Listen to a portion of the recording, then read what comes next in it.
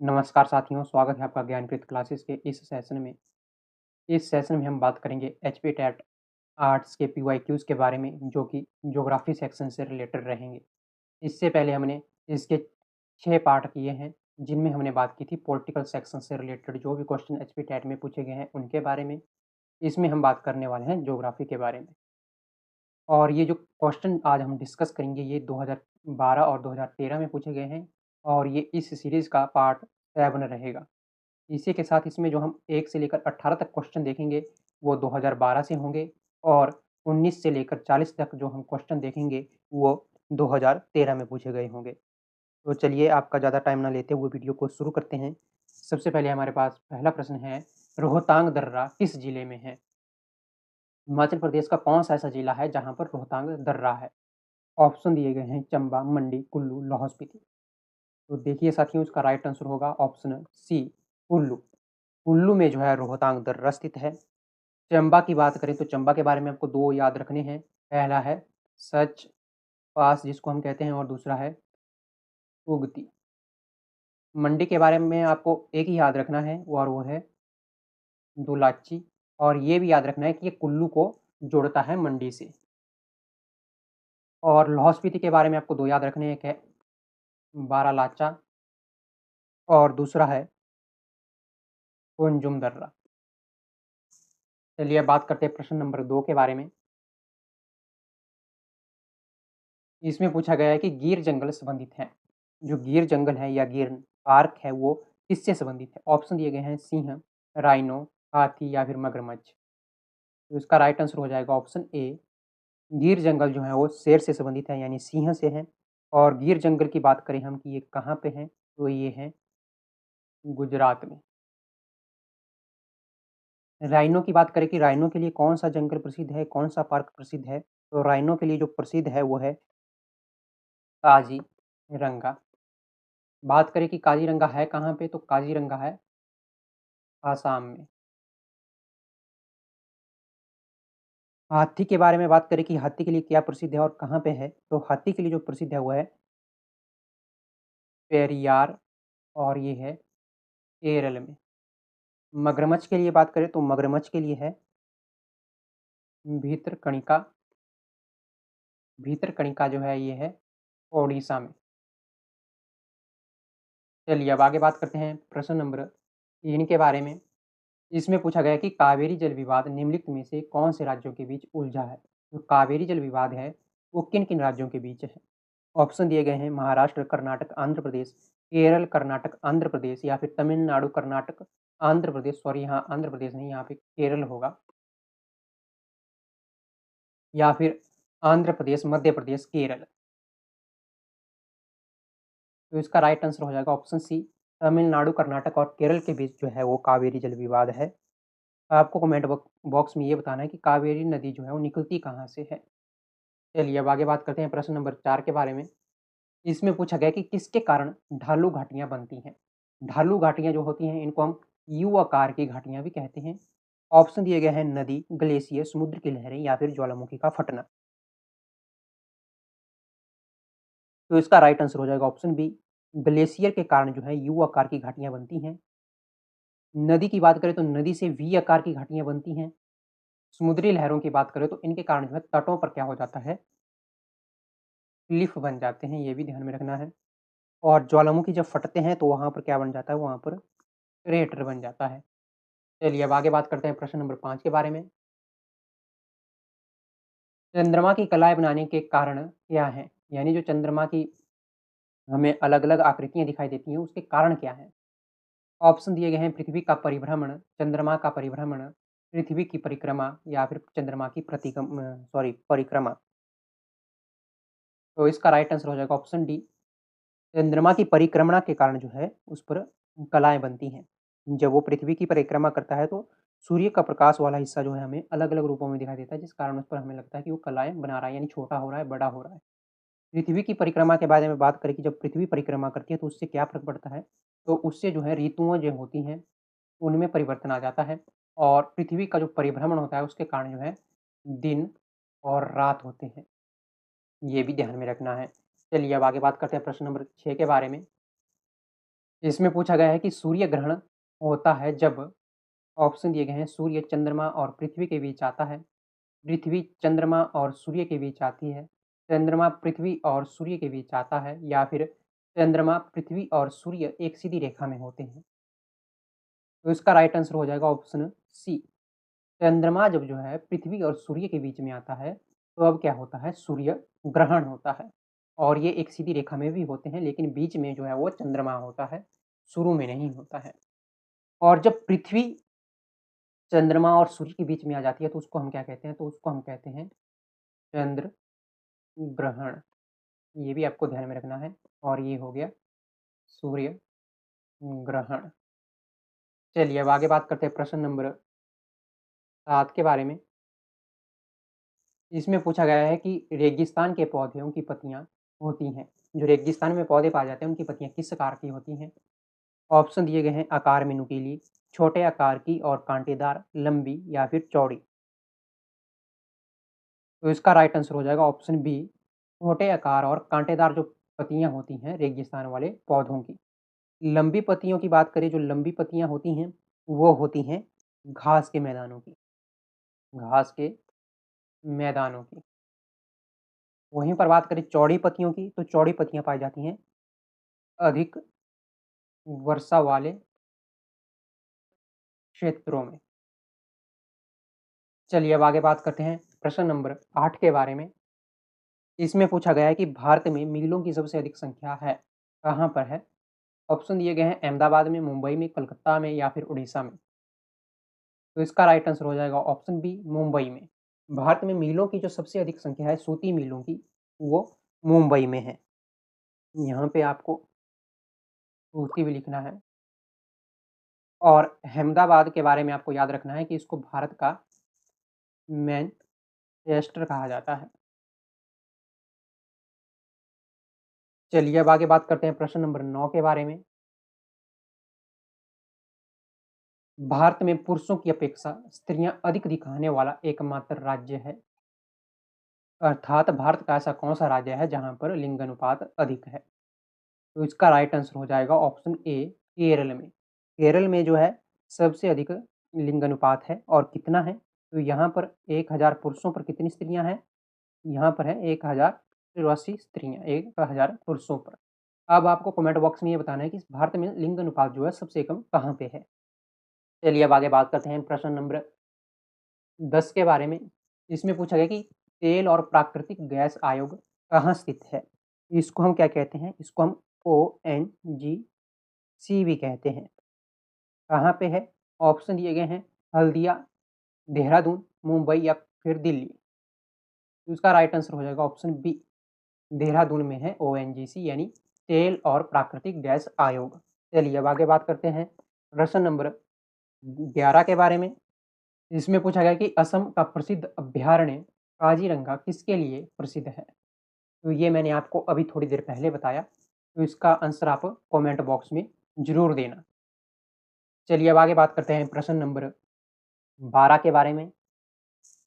कौन से महाद्वीप में मृत सागर स्थित है। ऑप्शन दिए गए हैं, यूरोप, ऑस्ट्रेलिया, एशिया या फिर अफ्रीका।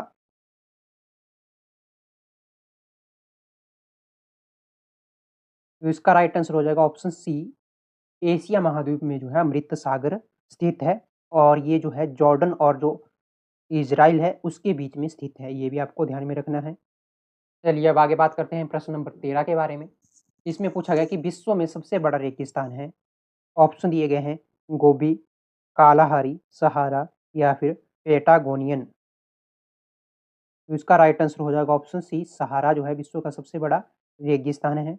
और ये कैसा रेगिस्तान है, ये तो गर्म रेगिस्तान है विश्व का, और ये है अफ्रीका में। और ये बात रखनी है आपको याद कि ये गर्म है। कालाहारी की बात करें तो कालाहारी भी जो है अफ्रीका में है। गोबी की बात करें तो ये मंगोलिया में है और ये जो है ठंडा है। पैटागोनियन की बात करें तो ये है अर्जेंटीना में और ये भी ठंडा है और ये गर्म है, ये आपको ध्यान में रखना है। चलिए अब आगे बात करते हैं प्रश्न नंबर 14 के बारे में। इसमें पूछा गया है कि कौन सी नदी का संस्कृत नाम विपाशा है, यानी किस नदी को हम विपाशा के नाम से जानते हैं। ऑप्शन दिया गया है ब्यास, रावी, सतलुज, यमुना।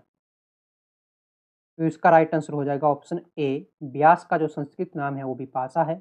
और वहीं पर इसके हम वैदिक की बात करें कि वैदिक नाम क्या है, तो इसका वैदिक नाम है अर्जिकिया। रावी की बात करें तो रावी का जो संस्कृत नाम है वो है ईरावती। और वैदिक जो नाम है रावी का वो क्या है, तो वो है पुरुषणी। सतलुज की बात करें तो सतलुज का जो संस्कृत नाम है वो है सतद्रु। और इसका वैदिक नाम है वो है सतुद्री। यमुना की बात करें तो यमुना का जो है नाम जो है वो है कालिंदी। चलिए अब आगे बात करते हैं प्रश्न नंबर 15 के बारे में। इसमें पूछा गया है कि एक उल्का है, उल्का जो है वो क्या है। ऑप्शन दिए गए हैं तेज गति का तारा, एक पदार्थ का टुकड़ा जो बाहरी अंतरिक्ष से पृथ्वी के वायुमंडल में प्रवेश कर चुका है, तारामंडल का भाग, या फिर बिना पूंछ का पुच्छल तारा। तो इसका राइट आंसर हो जाएगा ऑप्शन बी। चलिए अब बात करते हैं प्रश्न नंबर 16 के बारे में। विश्व में चाय का सबसे बड़ा निर्यातक कौन है। ऑप्शन दिए गए हैं भारत, चीन, श्रीलंका, म्यांमार। तो इसका राइट आंसर हो जाएगा ऑप्शन बी, चीन जो है विश्व का सबसे बड़ा चाय निर्यातक देश है। और सबसे बड़ा उत्पादक देश जो है वो भी चीन है। चलिए अब आगे बात करते हैं प्रश्न नंबर 17 के बारे में। इसमें पूछा गया कि ओजोन अपक्षय का मुख्य कारण क्या है, यानी जो ओजोन गैस है वो कम होती है, तो उसका कारण क्या है। ऑप्शन दिए गए हैं carbon dioxide, chlorofluorocarbon, carbon monoxide, या फिर इनमें से कोई नहीं। तो इसका राइट आंसर हो जाएगा ऑप्शन बी, क्लोरोफ्लोरोकार्बन जो है वो ओजोन अपक्षय का मुख्य कारण है। और क्लोरोफ्लोरोकार्बन जो है इसको हम CFC भी कहते हैं, ये भी ध्यान में रखना है। चलिए अब आगे बात करते हैं प्रश्न नंबर 18 के बारे में। इसमें पूछा गया है तिब्बत में मानसरोवर से प्रारंभ होकर और किन्नौर जिले में चिपकिला से भारत में प्रवेश करती है वह नदी कौन सी है। ऑप्शन दिए गए हैं ब्यास, यमुना, सतलुज, रावी।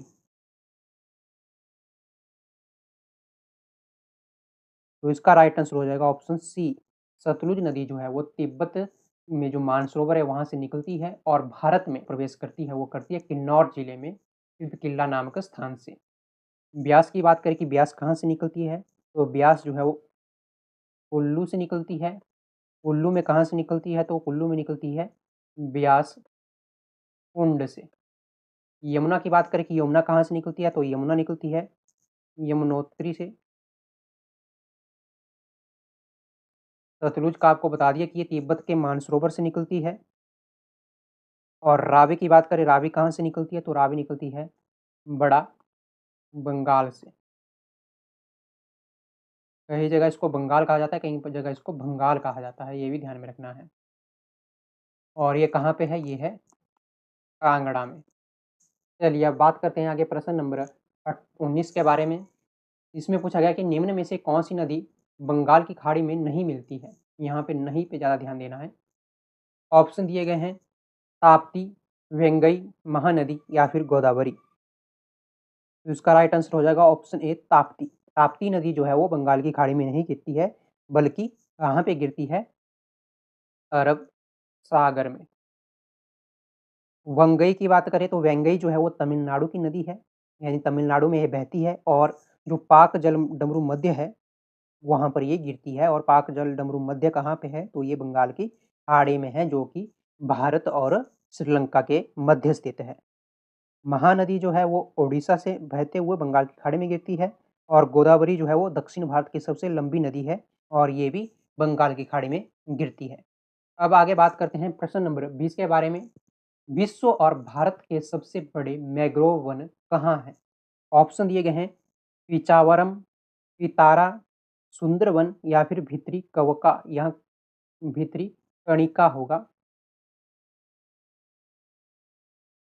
तो इसका राइट आंसर हो जाएगा ऑप्शन सी, सुंदरवन डेल्टा जो है वो भारत और विश्व का सबसे बड़ा मैंग्रोव वन का क्षेत्र है।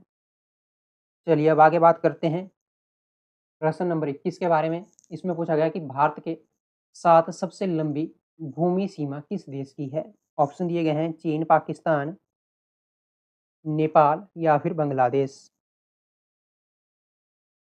तो इसका राइट आंसर हो जाएगा ऑप्शन डी, बांग्लादेश के साथ भारत की सबसे लंबी सीमा जो है वो है भूमि सीमा। कितनी है? तो ये लगभग 4096 किलोमीटर है। नेपाल के साथ कितनी है? तो नेपाल के साथ है 1751। पाकिस्तान के साथ कितनी है? तो पाकिस्तान के साथ है 3323। और अगर चीन की बात करें तो चीन के साथ है 3488। चलिए अब आगे बात करते हैं प्रश्न नंबर 22 के बारे में। इसमें पूछा गया है कि जोजिला दर्रा किनके बीच है? ऑप्शन दिए गए हैं कश्मीर घाटी और लद्दाख, लाहौल घाटी और स्पीति, टुम्बे घाटी और सिक्किम, अरुणाचल प्रदेश और तिब्बत। तो इसका राइट आंसर हो जाएगा ऑप्शन ए, कश्मीर घाटी और लद्दाख में ये स्थित है। बात करें तो ये श्रीनगर को जो है वो जोड़ता है लेह से, ये भी ध्यान में रखना है। लाहौल घाटी और स्पीति घाटी की बात करें तो इनके बीच जो दर्रा है वो है कुंजुम दर्रा। टुम्बे घाटी और सिक्किम की बात करें तो इनके बीच जो दर्रा है वो है नाथुला। अरुणाचल प्रदेश और तिब्बत की बात करें तो इनके बीच जो दर्रा है वो है बोमडिल्ला। चलिए अब आगे बात करते हैं प्रश्न नंबर 23 के बारे में। इसमें पूछा गया कि निम्नलिखित राज्यों में से किसकी समुद्री सीमा नहीं है? यानी ऐसा कौन सा राज्य है जो समुद्र के साथ अपनी सीमा नहीं बनाता है? ऑप्शन दिए गए हैं उड़ीसा, आंध्र प्रदेश, बिहार, पश्चिम बंगाल। तो इसका राइट आंसर आपको देख कर ही पता लग रहा है कि इसका राइट आंसर होगा ऑप्शन सी, बिहार के जो है वो समुद्री सीमा नहीं है। ये एक लैंडलॉक राज्य है। चलिए अब आगे बात करते हैं प्रश्न नंबर 24 के बारे में। इसमें पूछा गया है कि भारत में निम्नलिखित राज्यों में से किसका सबसे लंबा समुद्र तट है? यानी समुद्री सीमा जो है इन राज्यों में से सबसे लंबी किसकी है? तो इन राज्यों में से सबसे लंबी सीमा जो है वो आंध्र प्रदेश की है, यानी ऑप्शन जो है सही हो जाएगा ए। और सबसे लंबी सीमा की अगर बात करें इसकी है तो सबसे लंबी जो सीमा है वो है गुजरात की। ये भी आपको ध्यान में रखना है। उसके बाद आता है फिर आंध्र प्रदेश। चलिए अब आगे बात करते हैं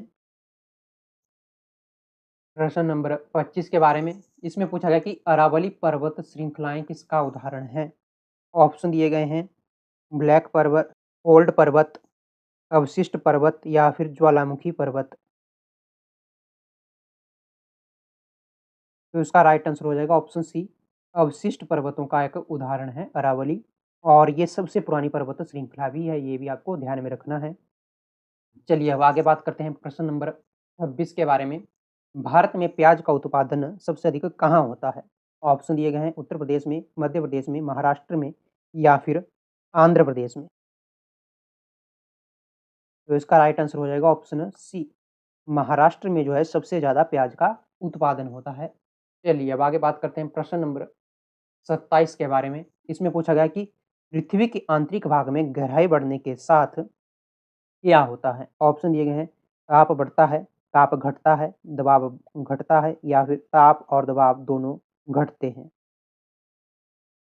तो इसका राइट आंसर हो जाएगा ऑप्शन ए, ताप जो है वो बढ़ता है पृथ्वी के आंतरिक भाग में गहराई बढ़ने के साथ साथ। जैसे हम पृथ्वी के केंद्र की ओर जाते रहते हैं तो जो तापमान है और दबाव है वो दोनों बढ़ते जाते हैं, ना कि ताप और दबाव दोनों घटते हैं।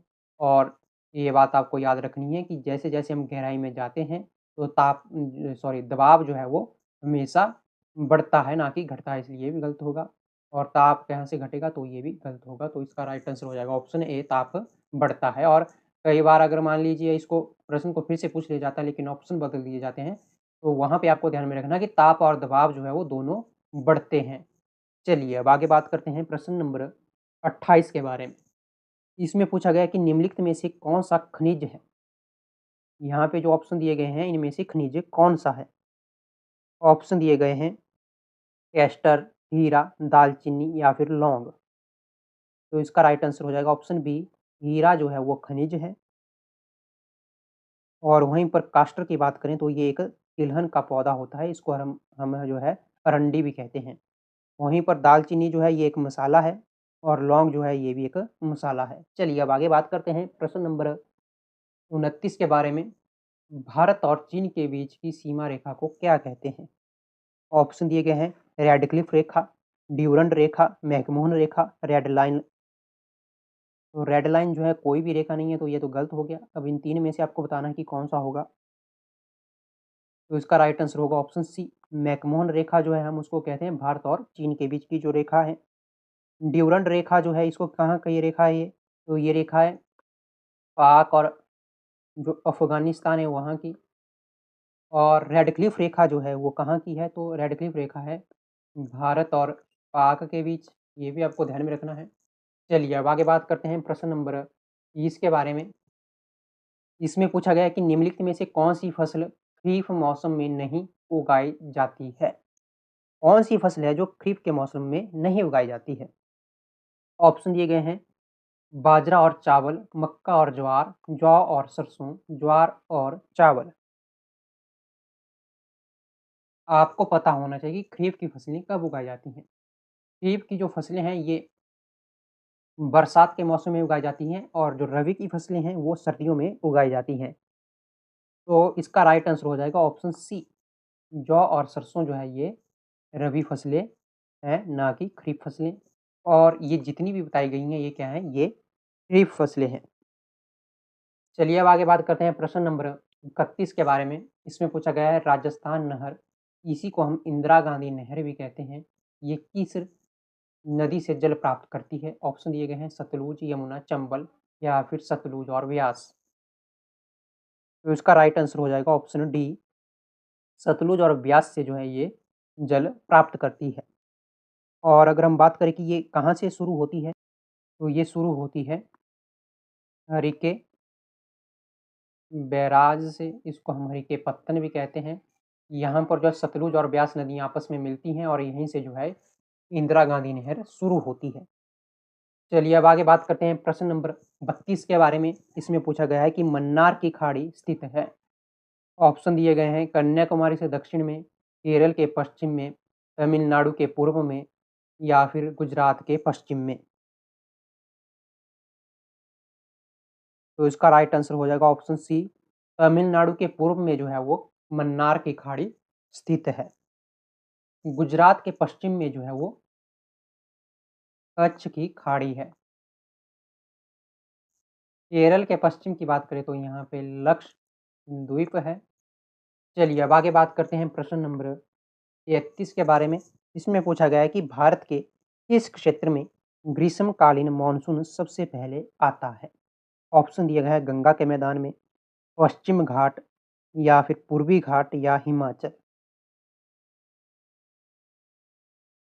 तो इसका राइट आंसर हो जाएगा ऑप्शन बी, पश्चिम घाट में जो है भारत में सबसे पहले ग्रीष्मकालीन मानसून जो है वो आता है। और कहाँ से ये आता है? तो ये आता है अरब सागर की जो शाखा है वहाँ से। और सबसे पहले ये टकराता है केरल में, ये भी आपको ध्यान में रखना है। चलिए अब आगे बात करते हैं प्रश्न नंबर 34 के बारे में। स्नो लाइन क्या है? ऑप्शन दिए गए हैं ऊंचाई कम जहां बर्फ नहीं होती, ऊंचाई अधिक जहां बर्फबारी होती है परंतु गर्मियों में बर्फ पिघल जाती है। ऑप्शन सी, ऊंचाई अधिक है जहां बर्फ स्थायी रूप से वर्ष भर रहती है या फिर उपरोक्त में से कोई नहीं। तो इसका राइट आंसर हो जाएगा ऑप्शन सी, ये एक काल्पनिक रेखा होती है और कहाँ पर होती है? जहाँ पर बर्फ जो है वो वर्ष भर रहती है और वो स्थान जो है ऊंचाई वाला होता है। चलिए अब आगे बात करते हैं प्रश्न नंबर 35 के बारे में। इस्कोमो खानाबदोश शिकारी थे, यानी जो इस्कोमो कम्युनिटी है वो कहाँ की है? ऑप्शन दिए गए हैं ग्रीनलैंड के, नॉर्वे के, अंटार्कटिका के या सॉरी यूरेशिया या फिर अंटार्कटिका। तो जो एस्किमो खानाबदोश जनजाति है वो कहाँ की है? वो है ग्रीनलैंड की। चलिए अब अगले प्रश्न की बात करते हैं। काली मिट्टी किस अधिकता के कारण उत्पादक होती है? यानी काली मिट्टी में ऐसी कौन-सी चीज़ सबसे ज़्यादा पाई जाती है जिसके कारण वह अधिक उत्पादक होती है? ऑप्शन दिए गए हैं रेत और लौह तत्व, कैल्शियम केंचुआ व तलछट या फिर चिकनाहट व नमी। तो इसका राइट आंसर हो जाएगा ऑप्शन डी, चिकनाहट व नमी पाई जाती है काली मिट्टी में, जिसके कारण वह उत्पादक होती है। रेत और लौह तो किस में पाए जाते हैं, कौन सी मिट्टी है जिसमें पाए जाते हैं, तो ये पाए जाते हैं लाल मिट्टी में। और तलछट जो है वो पाया जाता है जलोढ़ मिट्टी में। चलिए अब आगे बात करते हैं प्रश्न नंबर 37 के बारे में।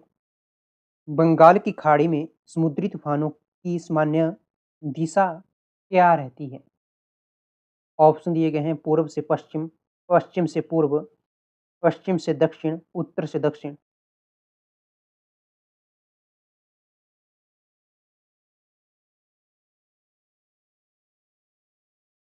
तो जो बंगाल की खाड़ी में समुद्री तूफान आते हैं, उनकी जो मान्य दिशा होती है वो होती है पूर्व से पश्चिम, इसलिए ऑप्शन ए जो है सही हो जाएगा। चलिए अब आगे बात करते हैं प्रश्न नंबर 38 के बारे में।